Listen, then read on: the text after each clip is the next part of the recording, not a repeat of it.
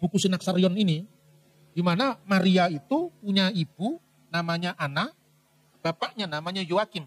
Nah kenapa Eli? Orang Yahudi zaman dulu, Eli itu Elohim, Tuhanku, ilahku, ya, my Lord, my God, Eli. Terus kemudian Yo itu adalah Yehova. Jadi biasanya sebutan imam-imam besar di zaman dulu, yang namanya Elyakim, biasa disebut Yoakim. Jangan dipakai logika orang Temanggung, ya, atau orang Indonesia kapan berubah akte kelahirannya. Ini anakronisme lagi. Nah, jadi kenapa silsilahnya Maria itu tidak memunculkan nama Maria? Karena nama perempuan nggak boleh muncul dalam silsilah. Seperti nama Dina dan nama Mahalat juga tidak muncul. Nah di sini, dalam Lukas ini, ya Yusuf itu anaknya Eli. Nah karena kita sudah lihat bahwa itu latar belakangnya adalah kisahnya Maria. Eli ini adalah sebenarnya bapaknya Maria. Hanya anggapan orang, dia dianggap bapaknya Yusuf. Bukan fakta yang sebenarnya. Sebab tidak sopan. Dalam budaya Ibrani waktu itu, perempuan punya silsilahnya sendiri. Sehingga silsilahnya Maria ini diikutkan sebagai silsilahnya Yusuf. Maka diberi keterangan. Menurut anggapan orang, anak Yusuf, anak Eli. Jadi Eli ini, kalau pemahaman ini dapat kita terima, itu sama dengan tradisi yang mengatakan dia adalah Yoakim. Assalamualaikum warahmatullahi wabarakatuh. Berjumpa lagi di channel kita, Edi Prayitno, Menachem Ali Official, Graha Mu'alaf, dan Graha Mu'alaf TV. Setiap malam Jumat, kita selalu menjumpai para pemirsa untuk membahas masalah kitab suci, baik itu kitab suci Islam, Yahudi, dan Kristen, ya. Dan pada malam hari ini, saya masih ditemani oleh Ustadz Menachem Ali. Assalamualaikum Ustadz. Waalaikumsalam warahmatullahi wabarakatuh. Pada kajian malam hari ini, kita akan mengomentari sedikit pembahasan dari Pak Bambang Nursena soal asal-usul keturunan soal Yesus, ya, yang ada perbedaan itu di kitab Injil mereka. Bagaimana itu? Silakan. Terima kasih Pak Edi. Pada pekan yang lalu kita sudah membahas mengenai nasab Nabi Muhammad SAW berdasarkan dokumen-dokumen Islam dan juga dokumen-dokumen eksternal. Dalam konteks ini adalah dokumen tradisi Yahudi sekaligus dokumen tradisi Kristen. Artinya kita ketika membahas nasab Nabi Muhammad SAW bukan berdasarkan klaim sepihak, tetapi kita mencoba untuk melakukan upaya validasi berdasarkan dokumen-dokumen di luar tradisi Islam.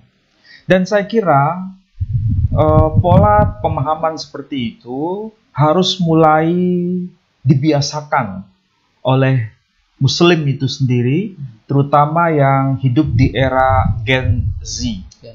Dan saya kira itu penting supaya kita tidak terjebak pada persoalan doktrin saja, tetapi bisa divalidasi dengan kajian riset.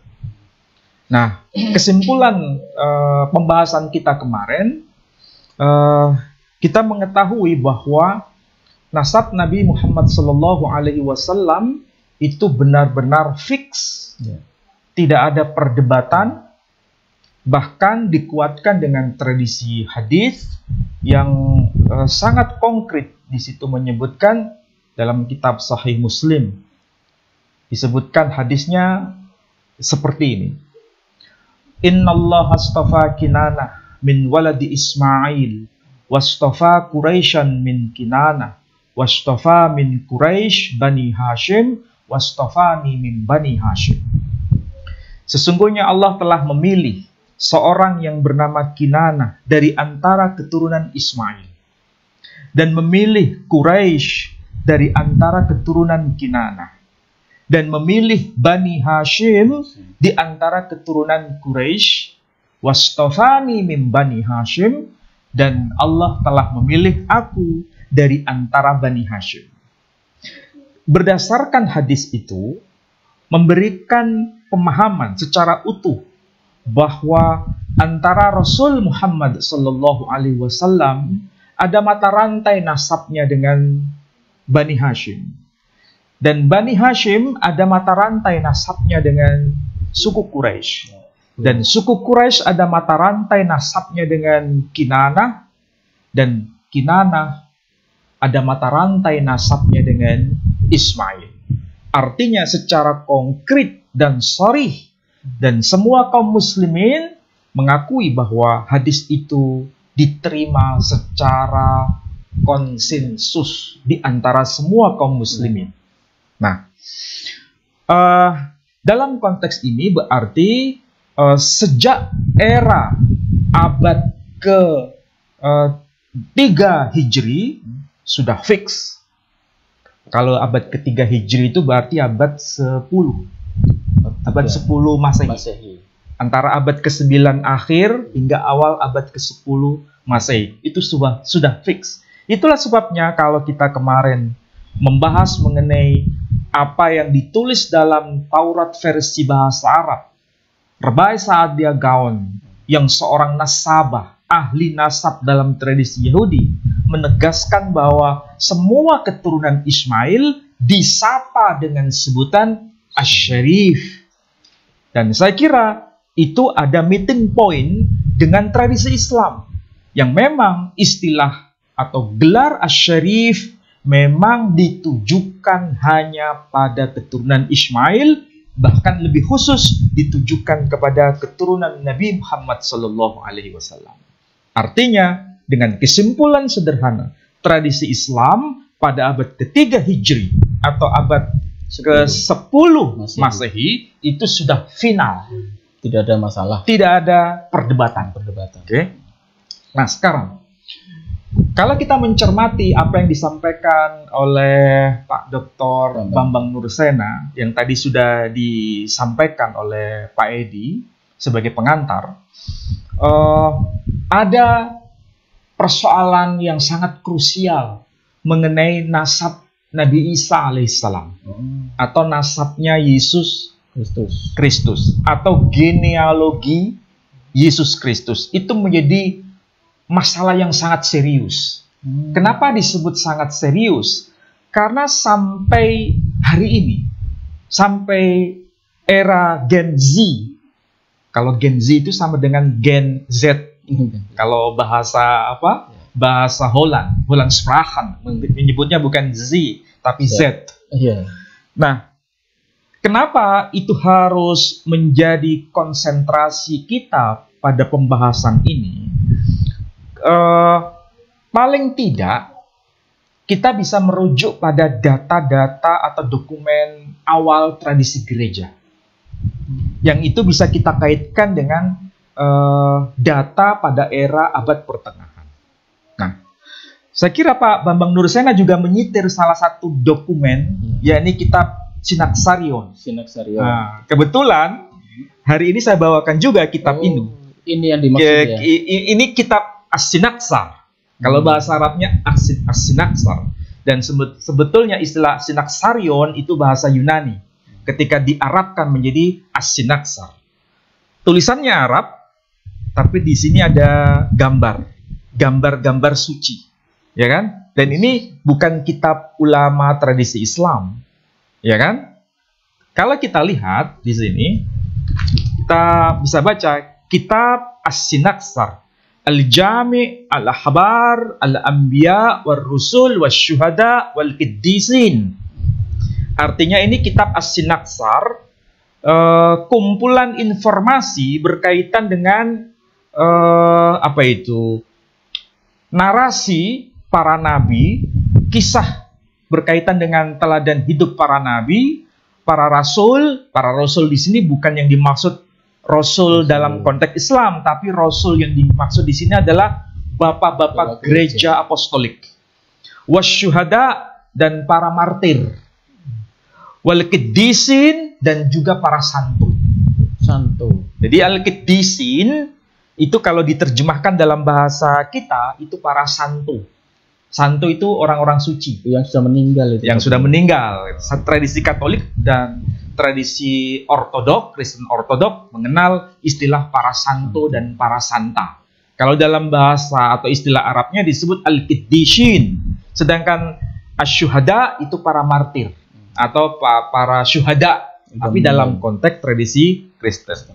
Nah, di dalam kitab ini, buku ini, sekali lagi ini dilegitimasi oleh paus tertinggi dalam tradisi gereja Ortodok Koptik, yakni Al-Amba Synoda Thalith.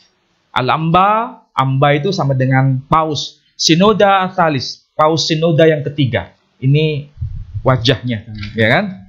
Synoda Thalith.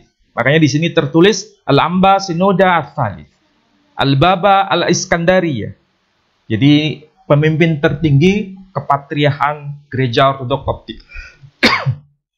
Dalam buku ini menyebutkan satu tokoh yang bernama Yakobus. Yakobus, saudara Yesus. Nah, itu saudara Yesus. Dan saya kira ini penting karena ada jejak yang terkait dengan nama Yakobus dan ada juga yang disebut dengan Injil Yakobus. Ya, ada. Ya kan? Dan itu Pak Dr. Bambang Nursena menyebutkan proto-evangelium yang disebut sebagai Injil Yakobus. Nah, Injil Yakobus itu sebetulnya Injil yang ditulis pada abad kedua Masehi. Naskah yang ada, yang dapat kita akses sekarang, itu teridentifikasi oleh para filolog yang ahli manuskrip, itu ternyata abad kedua Masehi. Abad kedua Masehi, itu Islam belum ada. Maksudnya Islam risalah Nabi Muhammad SAW belum ada. Berarti kan Yesus masih hidup itu? Ya otomatis sudah selesai abad isinya. 200 ya. Ya, ini kan abad kedua Masehi itu kan 200 Masehi. Nah, di dalam Injil Yakobus itu menyebutkan nama tokoh kunci, yakni Yoachim. Ya, tokoh kunci yang bernama Yoachim. Tetapi harus diingat, Yoachim di sini yang dimaksud itu adalah suami dari Santa Ana. Siapa itu Santa Ana? Bundanya Sayyidah Maryam. Ibunya Sayyidah Maryam. Jadi bapaknya Sayyidah Maryam bernama Yoachim. Oh, bapaknya. Bapak kandung, bapak biologis dari Santa Maria atau Sayyidah Maryam itu adalah Yoachim. Ya, berdasarkan Injil Yakobus. Dan tradisi Katolik maupun tradisi Ortodok memperingati tokoh kunci yang bernama Santa Ana dan Santo Yoachim itu setiap tahun pada tanggal 26 Juli, itu versi Katolik. Sedangkan versi Ortodok kalau tidak keliru itu bulan September. Ada perbedaan bulan perayaan mengenai tokoh-tokoh yang dimaksud. Tetapi Kristen Ortodok maupun Kristen Katolik sepakat bahwa ini adalah tokoh kunci berkaitan dengan ayah kandung dari Sayyidah Maryam yang bernama Yoachim. Ya, nasabnya ini. Nasabnya nyambung ke sana. Nah, yang menjadi problem, Injil Matius maupun Injil Lukas itu merujuk pada nasabnya siapa. Ada perbedaan di situ. Kalau Pak Edi baca dalam Injil Matius maupun Injil Lukas, itu kan konteksnya bicara mengenai silsilah Yesus Kristus. Ya. Tetapi kita harus tahu silsilah Yesus Kristus di situ itu ada sesuatu yang disebut question mark, tanda tanya besar. Sebetulnya fokusnya bukan pada silsilah Yesus Kristus. Tapi kalau dicermati, Injil Matius itu adalah silsilah Yusuf atau Santo Yusuf. Oh iya. Begitu juga kalau kita cermati pada Injil Matius, itu Santo Yusuf itu anak dari Yakub.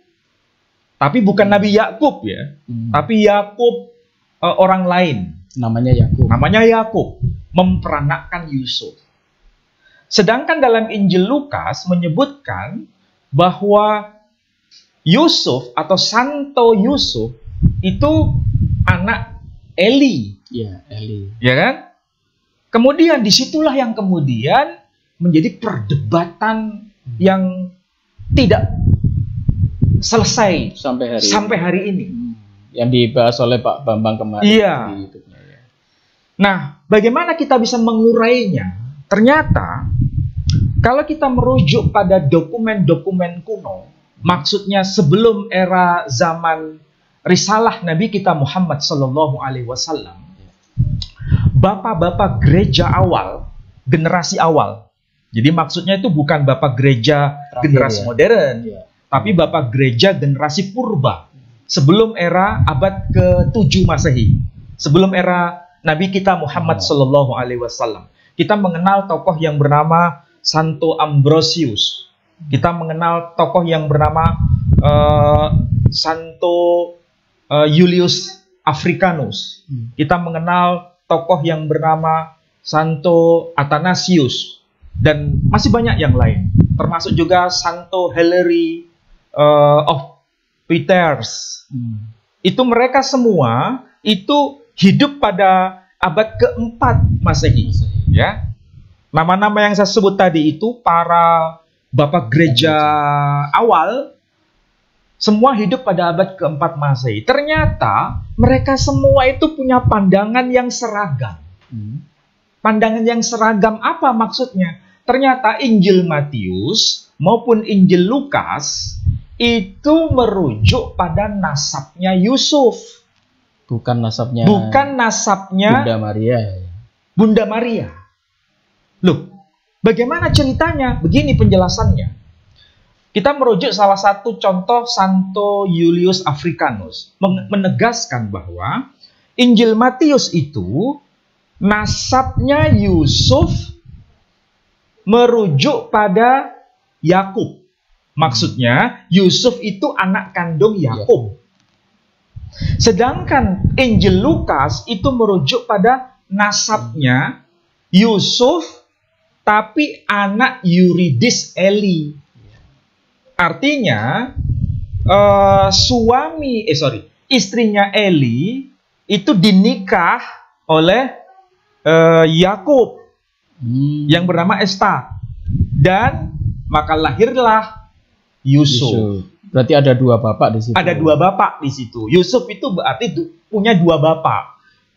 Ada bapak biologis, yakni Yakub, yang tertulis dalam Injil Matius, dan ada bapak yuridis, Elia itu, yang disebut Eli. Eli, bukan Elia.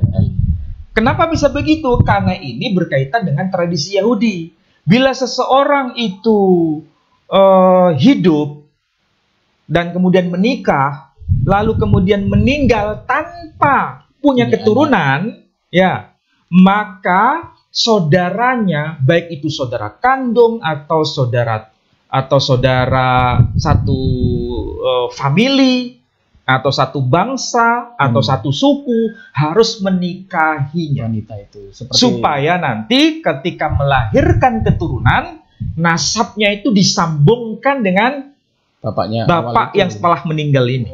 Itu yang disebut sebagai perkawinan levirat. Seperti kasusnya Onan itu sama. Iya, betul. Jadi itulah pemahaman bapak-bapak gereja generasi awal yang menegaskan bahwa Injil Matius maupun Injil Lukas itu sebetulnya merujuk pada nasabnya Yusuf, dan Yusuf punya dua ayah. Ada ayah biologis atau ayah kandung, yakni Yakub, dan ada ayah adopsi atau yang disebut ayah yuridisnya, yang disebut namanya adalah Eli. Tapi itu di Alkitab tidak diceritakan ya sebetulnya. Tidak diceritakan, tapi berdasarkan pengajaran. Kalau pengajaran itu kan berarti ini mendapatkan informasi dari generasi sebelumnya dan sebelumnya dan sebelumnya, yang disebut sebagai tradisi apostolik itu. Dan saya kira ini menjadi sebuah informasi penting dalam tradisi gereja ortodok Koptik atau gereja ortodok secara umum, bahkan juga tradisi Katolik mengakui itu. Bapak-bapak gereja awal memang pendapatnya seperti itu. Seperti yang saya sebutkan tadi. Nah, salah satu bukti supaya nanti ini bukan sekedar pembicaraan omong kosong, maka saya tunjukkan ini satu kitab tafsir tapi bukan tafsir Islam ya. Tafsir tradisi gereja kuno. Makanya di sini disebut At-Tafsir Al-Masihi Al-Qadim lil Kitab Al-Muqaddas. Di sini adalah kitab tafsir dari tradisi Kristen yang paling awal. Jadi tradisi Kristen yang paling tua. Jadi bukan tafsir era modern, tapi tafsir generasi awal. Berkaitan dengan kitab suci yang disebut Al-Kitabul Muqaddas. Khususnya adalah Al-Ahdul Jadid. Ini kitab-kitab perjanjian baru. Dan lebih khusus lagi, Injil Luka. Injil Luka. Khusus Injil Lukas saja. Injil Luka saja. Injil Lukas kalau bahasa kita. Nah, di sini disebutkan ada informasi ketika menjelaskan informasi nasab Yesua, maksudnya genealogi Yesus atau nasabnya Isa Al-Masih. Ya kan? Di sini ada penjelasan bapak-bapak gereja. Maksudnya bapak-bapak gereja generasi awal. Salah satunya adalah Ambrosius. Kan? Ini tulisannya Arab Pak Edi, tapi kalau dibaca ini bingung. Kalau kita nggak mengenal tradisi Kristen Arab. Tapi kalau kita sudah biasa mengenal tradisi Kristen Arab, kita tidak kesulitan membacanya. Karena ini tulisannya Arab, tapi bacanya apa ya? Tapi kalau saya sudah biasa, jadi nggak pernah kesulitan.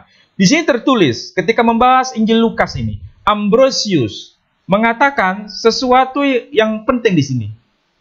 Ada istilah nasabuhu huwa nasabu Yusuf. Jadi secara ringkas di sini menegaskan Ambrosius itu memberikan informasi kepada kita bahwa nasab yang termaktub di dalam Injil Lukas ini berkaitan dengan nasabnya Yusuf. Kalau berkaitan dengan nasabnya Yusuf, berarti nama Eli di dalam Injil Lukas itu adalah ayahnya Yusuf. Tapi ayah dalam arti apa? Ayah dalam arti yuridis. Bukan dalam makna biologis. Bukan ayah kandung. Kalau ayah kandung sudah dijelaskan dalam Injil Matius. Tapi tadi. Ya, yang bernama Yakub. Tapi Injil Lukas itu merujuk pada Heli sebagai ayah yuridisnya. Berarti itu yang ayah aslinya itu yang pertama Yakub atau Eli? Yakub. Kemudian Yakub meninggal. Bukan. Yakub itu ayah yang kedua. Oh, yang pertama Eli. Yang pertama Eli. Karena Eli meninggal, maka istrinya dinikah oleh Yakub. Ini masih satu saudara atau bagaimana? Satu keluarga. Satu keluarga dari satu suku yang sama.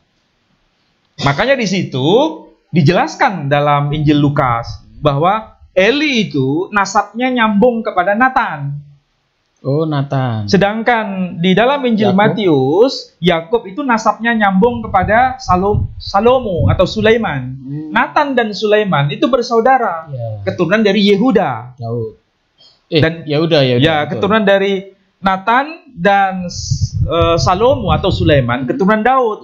Daud keturunan Yehuda. Jadi ini masih satu keluarga. Itulah sebabnya ada perintah perkawinan levirat. Kalau saudaranya, baik saudara dekat atau saudara jauh itu meninggal, maka wajib di antara mereka yang satu suku itu menikahinya, dan ketika nanti lahir keturunan, maka dia memiliki dua nasab. Ada nasab secara hukum, secara yuridis, dan ada nasab secara biologis. Tapi masih sama-sama keturunan Daud. Iya.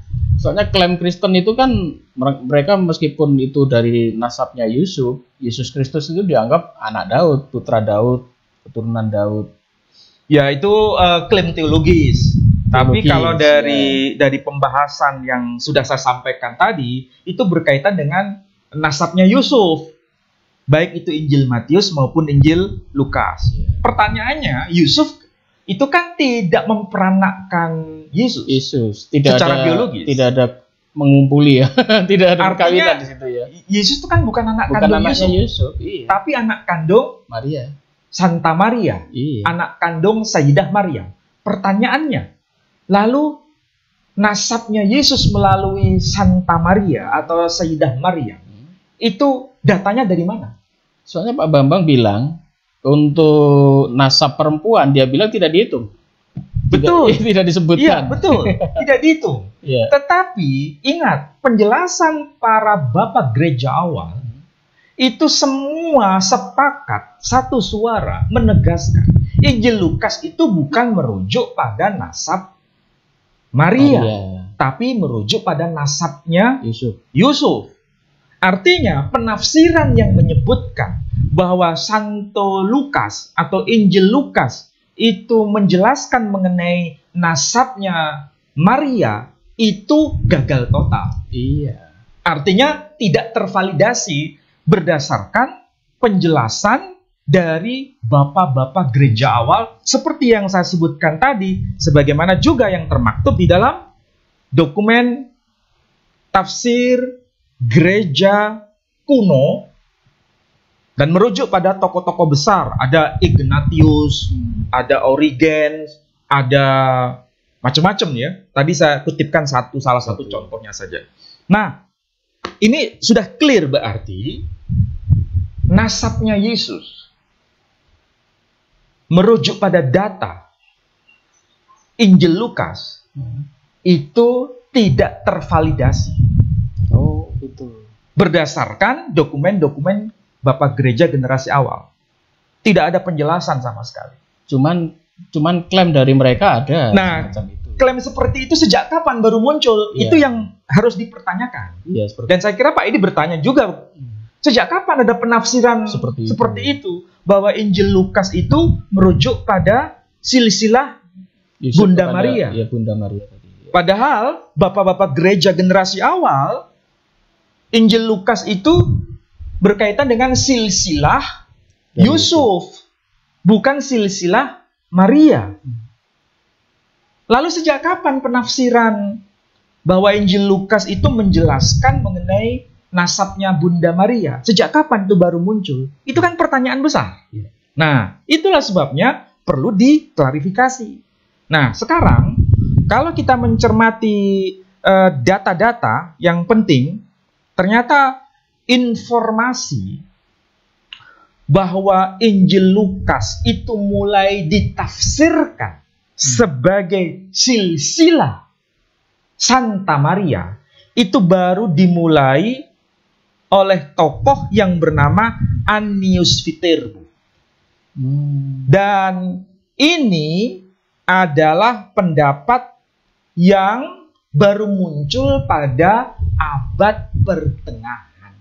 Oh, abad pertengahan. Jadi abad pertengahan adalah permulaan penafsiran baru terkait silsilah Bunda Maria merujuk pada dokumen Injil Lukas.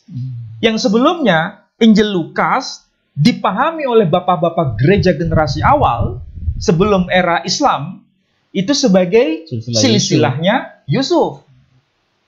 Nah, ada satu tokoh bapak gereja awal yang menegaskan bahwa Yoachim itu berbeda dengan Eli, bapak gereja generasi awal.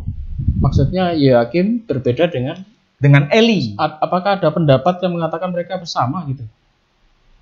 Pak Bambang Nursena sendiri mengatakan Eli itu adalah nama lain dari Yoachim. Oh. Ya kan? Mengatakan demikian. Yeah. Padahal ini kan perlu di cross check kebenarannya. Apakah betul Eli itu adalah nama lain dari Yoachim? Nah, kalau kita merujuk pada dokumen Bapak Gereja generasi awal, kita merujuk pada salah satu tokoh yang bernama Santo Hilary of Poitiers. Itu hidup pada abad ke-4 Masehi. Kalau abad ke-4 Masehi Islam sudah datang belum? Belum. Beliau menjelaskan, mengutip dari dialognya dengan Rabi Yahudi yang hidup pada masanya, beliau menjelaskan bahwa Lewi bukan Lewi keturunan Nabi Yakub, bukan ya, tapi Lewi yang lain ya. Lewi itu punya anak namanya Panter dan Melchi. Oh, Lewi di sini nama. Bukan marga itu ya. Bukan marga suku Lewi, bukan. Ya? Bukan, tapi ini nama, sekedar nama. Lewi ini punya anak yang bernama Panter dan Melchi. Ya, Melchi itu punya anak yang bernama Yakub dan Eli. Loh, anaknya Yakub dan Eli. Ya, jadi benar ya. Pemahaman Bapak Gereja generasi awal, Yakub dan Eli itu adalah bersaudara. Itulah sebabnya mereka berkata, para Bapak Gereja generasi awal, ayah kandung Yusuf itu adalah Yakub, ayah yuridisnya Eli. Dan itu dikonfirmasi oleh Santo Hilary of Poitiers, hidup pada abad keempat Masehi. Jadi Melchi itu keturunan Lewi. Melchi punya anak yang bernama Yakub dan Heli, yang nanti Yakub ini melahirkan anak biologis yang bernama Yusuf, dan Yusuf itu adalah anak yuridis dari Eli. Nah, Melchi itu punya saudara yang bernama Panter. Tadi saya sebut ya. Jadi Panter dan Melchi itu bersaudara. Yakub dan Heli juga bersaudara, keturunan dari Melchi. Panter punya anak namanya Yoachim. Yoachim punya anak yang namanya Santa Maria atau Sayyidah Maryam. Oh, Yoachim itu ternyata bapaknya. Bapaknya Sayyidah Maryam. Pertanyaannya, apakah Yoachim dan Eli itu orang yang sama? Ya, tidak, jauh ya. Tidak. Iya. Jadi kalau ada yang mengatakan, termasuk Dr. Bambang Nursena mengatakan, nama Eli itu adalah nama lain dari Yoachim, kira-kira valid tidak dengan data ini? Sangat tidak valid. Karena Yoachim itu anak kandung dari Panter, sedangkan Eli itu anak kandung dari Melchi. Ya. Melchi bukanlah Panter, bukan Melchi. Yoachim bukanlah Eli. Siapa yang mengatakan begini? Dokumen Doktrina Yakobi. Abad keempat tadi ya. Dokumen Doktrina Yakobi ternyata itu adalah dokumen otentik yang para ahli menegaskan itu ditulis tahun 634. 634 Masehi. Iya, 634 Masehi. Oh, abad berarti ke-7. Abad ke-7 Masehi. Ya. Sedangkan Santo Hilary itu hidup pada abad keempat. Tapi nama itu dicantumkan dalam dokumen Doktrina Yakobi. Mengutip maksudnya gitu ya. Dikutip dalam buku Doktrina Yakobi abad ke-7 Masehi. Ya. Artinya apa? Informasi mengenai bahwa Yoachim dan Eli itu adalah sosok yang berbeda. Itu sudah muktabar sejak abad awal hingga abad ke-7 itu sudah muktabar. Terus kenapa memang kok disama-samakan atau menggiring opini bahwa Bunda Maria akhirnya keturunan dari itu ya? Ada turunan dari Daud gitu atau gimana ya? Nah, itulah sebabnya ada pertanyaan yang belum terpecahkan. Lalu yang termaktub dalam Injil Yakobus, ini kebetulan saya punya Injil Yakobus di sini. Ini kan The Apocryphal Gospels yang dikompilasi oleh Bart Ehrman, ya. Di buku ini juga menyebutkan mengenai nama Yoachim. Dan ini dalam bahasa Yunani, Pak Edi. Nama Yoachim muncul. Jadi Yoachim itu adalah ayah dari Santa Maria. Dan Yoachim itu adalah suami dari Santa Ana. Ya, suami dari Santa Ana. Anaknya Maria. Anaknya nanti bernama Sayyidah Maryam atau Santa Maria. Kalau Maria ini dari suku apa ya? Nah, menurut kitab Injil Yakobus itu dari suku Yehuda. Oh, Maria dari suku Yehuda. Dari suku Yehuda. Tetapi tidak murni suku Yehuda. Dari Lewi atau dari Daud? Maksudnya dari Lewi. Santa Maria ini nanti selain dari suku Yehuda, ternyata juga nyambung dengan suku Lewi. Oh iya.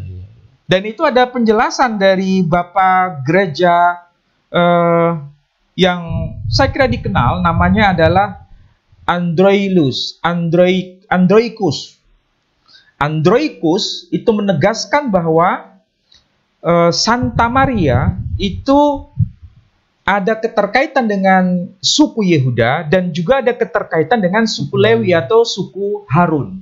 Oh, dari Harun. Ya, nah, itulah sebabnya nanti dalam Injil Lukas, Elisabeth, ya, yang dalam terjemahan bahasa Indonesia disapa sebagai sanaknya Santa Maria, ternyata memang ada kaitan dua perempuan ini, Elisabeth maupun Santa Maria.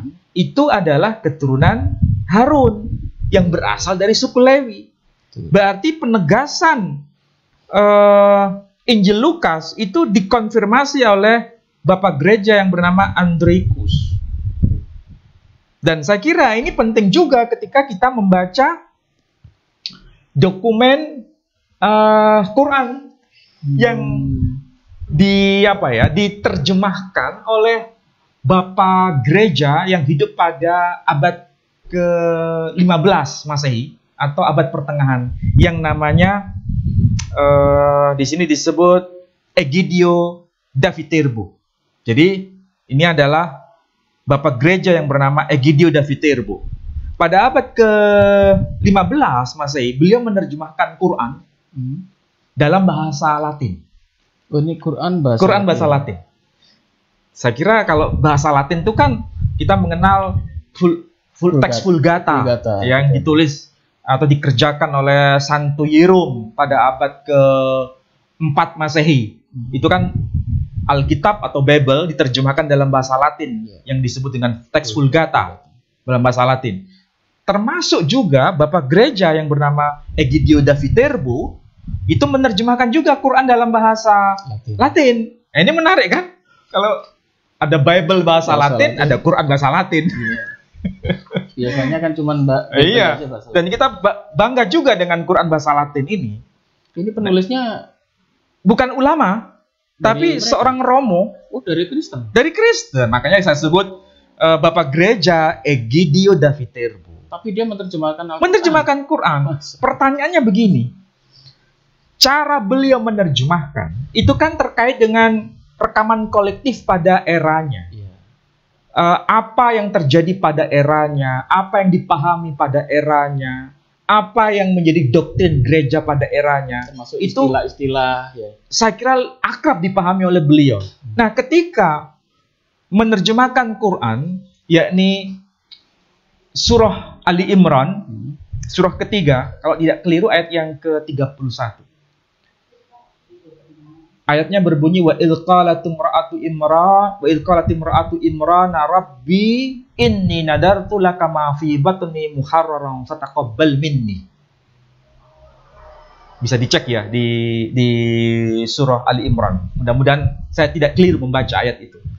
Di bagian yang awal itu disebutkan wa ilqalat imra'atu imran, dan ingatlah tatkala telah berkata istri Imran. Ya kan? Imran di sini bukan merujuk pada orang tua kandung Nabi Musa. Ini bukan tafsiran saya ya. Ini tafsiran Bapak Gereja Egidio da Viterbo. Jadi Imran di sini yang dimaksud bukan orang tua kandung dari Nabi Musa, tapi Imran di sini adalah Imran yang lain, yang kebetulan namanya sama. Imran di sini ternyata di dalam karya beliau itu diterjemahkan begini. De Anna Matre Maria. De Anna Matre Maria itu artinya Santa Ana atau Hanna, Sayyidah Hanna itu adalah Matre Maria, ibunya Maria. Santa Maria, ibunya Sayyidah Maryam. Ketika ayat Quran menyebutkan idz qalat imra'atu Imran, ingatlah tatkala istri Imran telah berkata, di sini terjemahkan apa? Quando dixit uxor Joachim. Artinya? Ini kan? Cek ini. Nama ini. Quando dixit uxor Joachim. Ingatlah tatkala istri Joachim telah berkata. Oh, disebut Joachim. Joachim artinya apa? Pada masa Bapak Gereja di awal awal Masehi hingga sampai pada masa abad pertengahan, tidak ada tuduhan bahwa ayat yang berkaitan dengan Quran tadi itu salah alamat. Iya, sama ya Yoakim ya. Berarti Pak Bambang Nursena mengatakan Yoakim sama itu salah ya. Ini Bapak Gereja juga mengatakan beda ini orangnya ya. Ya, kalau berdasarkan dokumen ini berarti penegasan bahwa Imran, orang tua kandung dari Sayyidah Maryam, itu adalah Yoachim. Bukan Imran, orang tuanya Nabi Musa. Ya kan? Siapa yang mengatakan begitu? Bapak Gereja Egidio Daviterbo. Jelaskan, berarti pada masa itu tidak ada tuduhan bahwa Quran itu salah.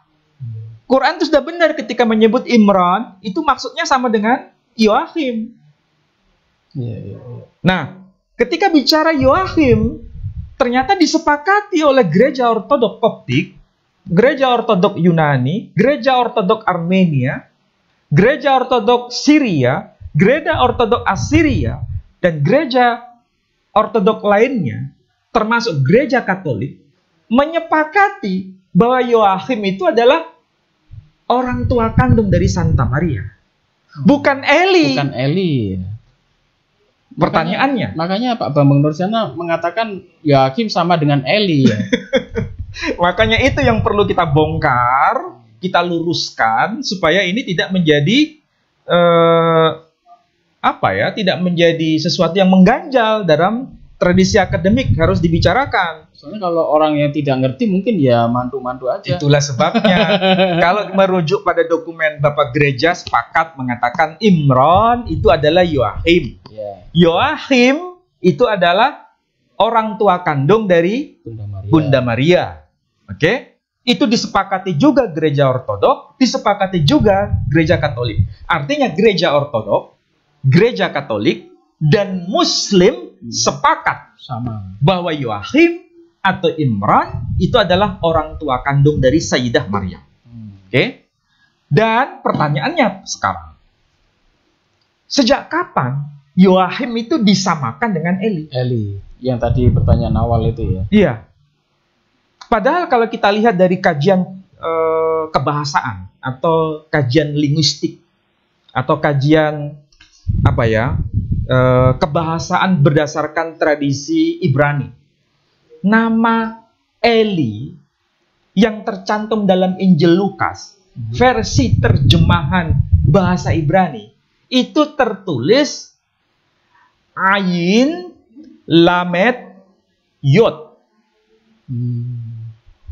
Ada pulpen enggak? Iya.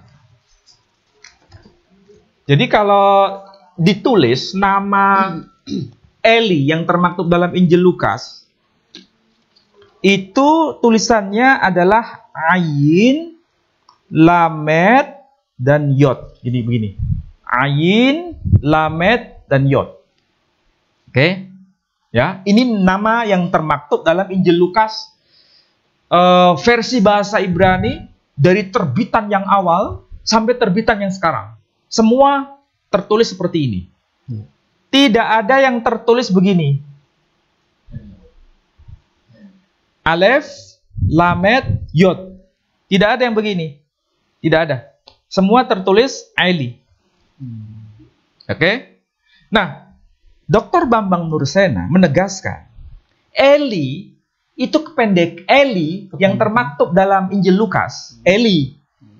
Menurut Dr. Bambang Nursena, ya, Pak Bambang Nursena menegaskan Eli itu adalah kependekan atau singkatan dari Eliakim. Eliakim. Ya. Dan Eliakim adalah nama lain dari Yoachim. Sehingga dari sini kemudian disimpulkan berarti Eli yang termaktub dalam Injil Lukas itu adalah nama lain dari Yoachim. Pertanyaannya, apakah informasi ini valid? Ternyata bubar informasi ini. Kok bisa begitu? Karena dalam tradisi bahasa Ibrani, ya, nama Eli itu bukan nama singkatan. Ini nama penuh. Dan itu tertulis di dalam kitab Perjanjian Lama. Nama orang tua Samuel itu adalah Eli. Eli. Kalau bahasa Arabnya itu menjadi Ali. Eli jadi Ali ya. Eli, bukan Eli ya. Eli itu bahasa Arabnya jadi Ali. Tapi kalau Eli pakai alef, itu artinya Tuhanku. Elohim, Eli ya. Makanya Yesus kan berkata, Eli, Eli, lama sabaktani. Itu bukan nama. Itu seruan kepada Tuhan. Tidak mungkin itu menjadi nama. Oh iya, betul. Yang tertulis dalam Injil Lukas itu bukan Eli pakai alef, tapi Eli pakai ayin. Dan Eli pakai ayin itu nama penuh, bukan nama singkatan. Sedangkan Eli, ya, Eli itu bisa menjadi singkatan dari Eliakim. Ada nama itu muncul dalam Perjanjian Lama. Ada Eliakim. Eliakim. Ya, tetapi kalau Eli tidak bisa tertulis Eliakim, nggak ada itu. Tapi kalau Eliakim ada. Tapi masalahnya Injil Lukas tidak tertulis Eli, tapi tertulis Eli. Kalau begitu, Eli yang termaktub dalam Injil Lukas dengan huruf ayin versi bahasa Ibrani itu bukan nama lain dari Eliakim, karena Eliakim pakai huruf alef. Beda orang ya berarti itu. Dan Eliakim memang nama lain dari Yoakim. Kalau Eliakim pakai alef, nama lain dari Yoakim, bisa dibenarkan. Maka Eli pakai alef, pakai ayin sebagai singkatan dari Eliakim tidak bisa dibenarkan secara kebahasaan. Berarti kalau Eli pakai ayin dikaitkan dengan Yoakim, itu adalah penafsiran yang direkayasa. Karena tidak terbukti secara gramatika bahasa Ibrani. Tadi Pak Ali mengatakan sejak kapan itu, berarti sejak kapan? Nah, sejak kapan? Iya. Ada penafsiran yang direkayasa itu, bahwa Eli dalam Injil Lukas itu terkait dengan Yoakim, sebagaimana yang termaktub dalam dokumen Injil Yakobus. Nah, masalahnya begini Pak Edi. Santo Hilary of Peters pada abad keempat Masehi itu kan sedang menegaskan nama Yoakim sebagai orang tua Yesus Kristus.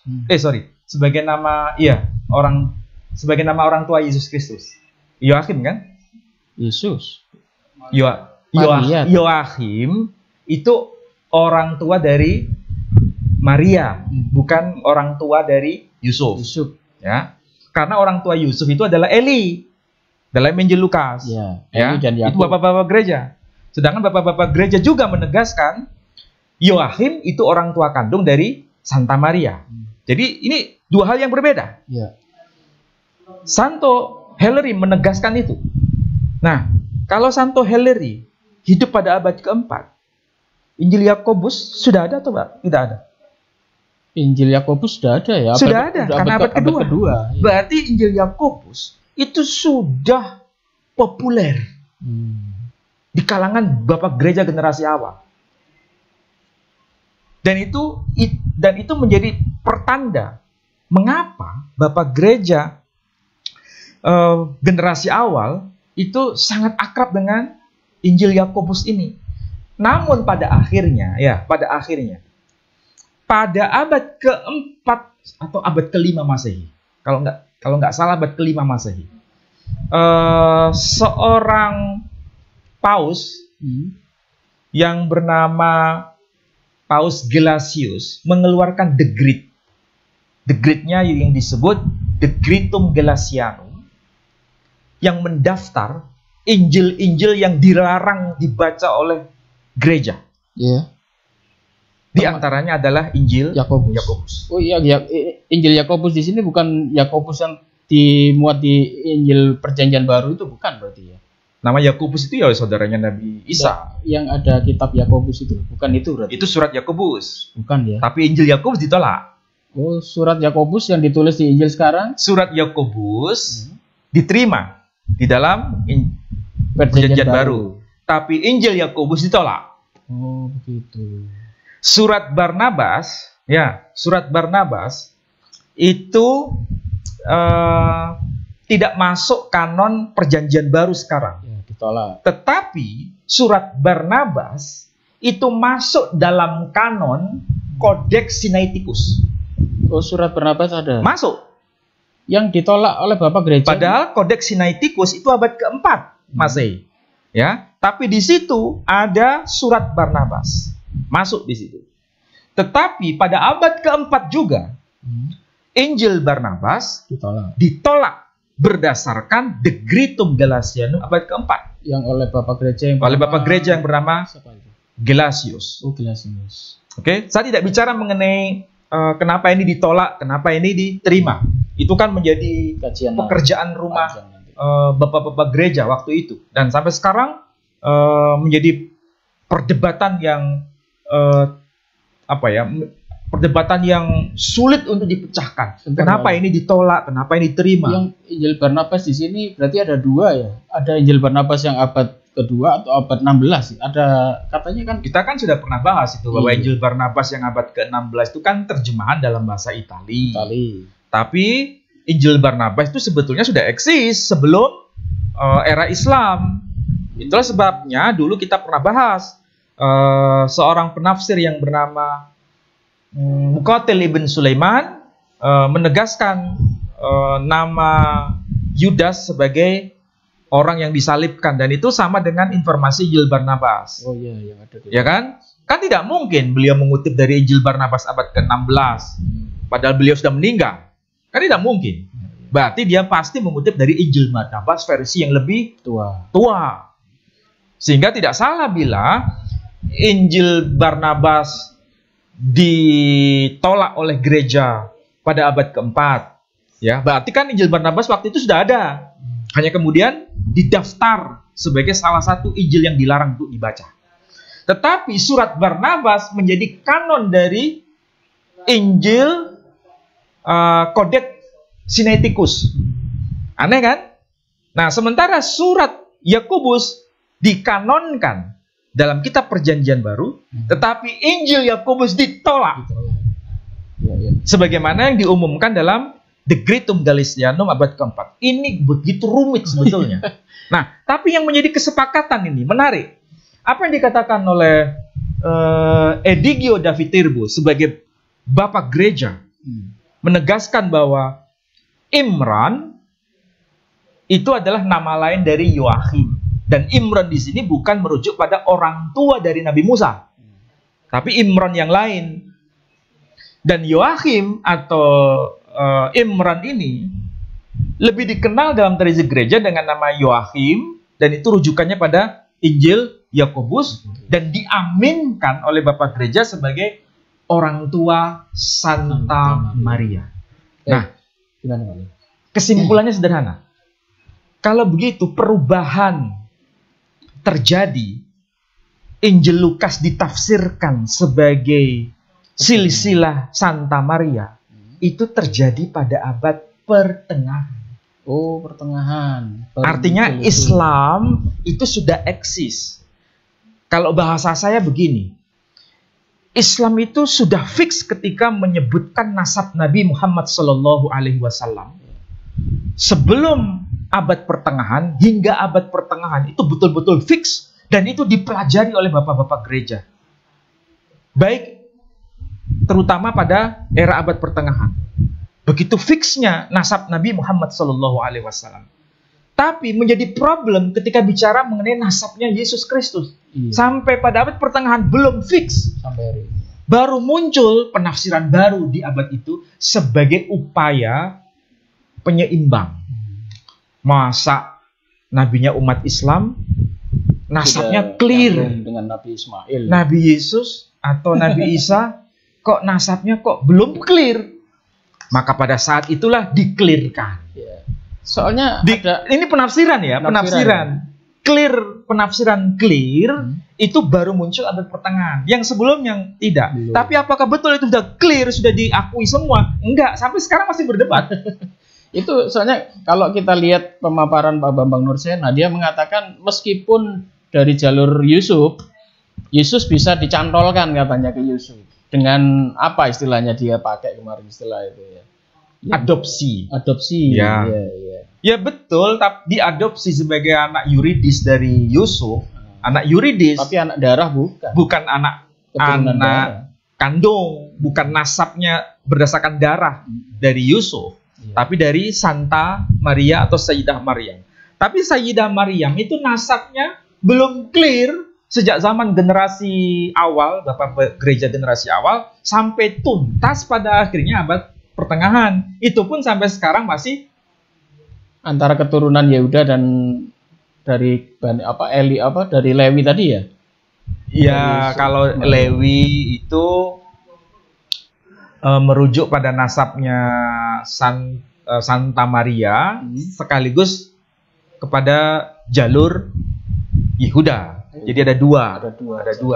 Cuma yang clear, nasab yang clear itu baru dirujukkan pada abad pertengahan. Tapi sampai sekarang Bapak gereja tradisi Ortodok maupun tradisi Katolik tetap sepakat bahwa orang tua kandung dari siapa itu? Sayyidah Maryam ya Yoakhim, bukan Eli. Meskipun ada tafsiran Eli. Biasanya begini kalau dibuat semacam klasifikasi. Tradisi Protestan kebanyakan menafsirkan bahwa Santo Lukas atau Injil Lukas itu adalah nasabnya Sayyidah Maryam. Dicantolkan ke situ akhirnya. Ya, dan itu abad pertengahan kan. Dan kita tahu gereja Protestan muncul abad berapa? Iya, pertengahan. Sedangkan gereja Ortodok dan gereja Katolik itu lebih setia dengan pemahaman Nasab Nabi Yusuf. bahwa Injil Lukas itu nasabnya Yusuf. Sedangkan Injil Yakobus itu merujuk pada nasabnya Santa Maria. Baiklah, saudara-saudaraku sekalian, menarik ya kajian ini, soalnya kita membahas sebuah keturunan dari Yesus Kristus ya, yang sampai saat ini dikatakan tadi belum clear. Antara pengakuan dari Pak Bambang Nursena masih ada banyak yang perlu diluruskan lagi ya. Sementara untuk nasab Nabi Muhammad SAW sudah kita bahas kemarin sampai 4-5 seri, ternyata dokumennya sudah sangat kuat. Jadi untuk kaum muslim ya lebih bangga kita harusnya ya, bahwa Nabi Muhammad itu benar-benar keturunan dari Nabi Ismail. Sementara nasabnya Nabi Isa atau Yesus Kristus itu sampai saat ini masih jadi perdebatan. Ya mungkin karena itu tidak ada campur tangan antara laki-laki dan perempuan ya. Soalnya di nasab perempuan dalam tradisi mereka katanya diputus itu. Pak Bambang Nursena bilang seperti keturunan nama Dina itu kan tidak disebut dalam Israel. Kemudian keturunan Ismail yang 12 itu pun ada satu perempuan yang dinikahi oleh Saul itu juga tidak disebut di situ. Dinikahi oleh Esau. Esau ya. Baik, saudara-saudaraku sekalian, kami dari Yayasan Pembina Mu'alaf menghimbau kepada saudara, jika Anda mendapatkan ilmu ini dari kami, silakan Anda juga berdonasi. Kami siap membuka donasi di bawah ini. Anda bisa kirimkan ke Bank Syariah Indonesia di nomor rekening 111-888-9971 atas nama Yayasan Pembina Mu'alaf Jawa Timur. Karena kami saat ini masih banyak sekali program-program yang kami laksanakan ya.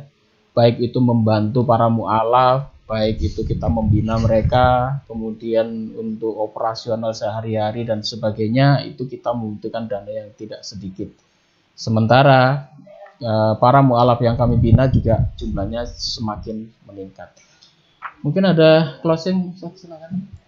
Ya, sebagai closing statement dari saya, ada dua hal yang ingin saya sampaikan. Pertama, semua bapak gereja generasi awal, era pra-Islam, menegaskan bahwa Injil Lukas itu membicarakan mengenai nasabnya Yusuf atau daftar silsilah dari Yusuf An-Najjar.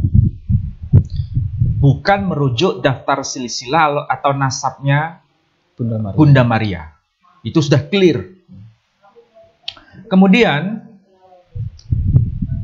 hal yang kedua yang ingin saya sampaikan, perubahan penafsiran tentang Injil Lukas ditafsirkan sebagai nasabnya Sayyidah Maryam itu baru muncul pada era abad pertengahan. Dan itu menjadi bukti bahwa nasab Nabi kita Muhammad SAW sudah sangat clear dan clear.